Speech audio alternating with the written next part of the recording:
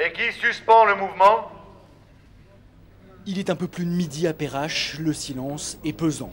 La grève est suspendue, c'est officiel, mais pour les 200 cheminots présents à cette dernière assemblée générale, c'est un arrêt à contre-cœur. C'est dommage de l'arrêter, on n'a pas le choix, on est contraint et forcé, c'est dommage de l'arrêter là. On va voir ce qui va se passer au fur et à mesure de toutes les tables rondes qui vont avoir lieu.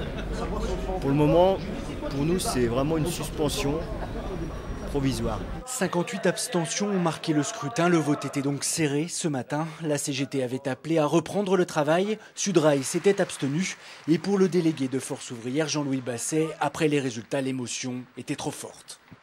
Merci de vous être levé à 4 h du matin. Et gardez des forces pour plus tard. On finira bien par les savoir. Acclamation pour Force ouvrière et colère contre Bernard Thibault et la CGT nationale, accusés de s'être détachés de sa base pendant le conflit. Ils n'ont pas écouté ce qui était dit sur le terrain. Donc ouais, là, oui, grande trahison des fédérations syndicales qui ont signé ce calendrier. On a fait 10 jours de grève pour un calendrier, quoi. 10 jours de grève pour un calendrier, c'est décevant.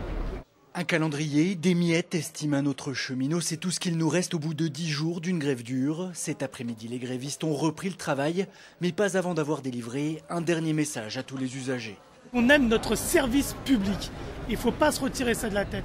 Il n'y a pas un cheminot qui ne se réveille pas le matin en pensant qu'effectivement, on a peut-être empêché quelqu'un qui est à l'heure actuelle au SMIC, qui a des gamins et tout, d'aller bosser. Et ça, on le vit mal. On le vit pas bien. Tous les matins, on se regarde dans la glace, on se dit merde. Mais on n'a pas d'autres moyens d'action. Et c'est là que le bas blesse.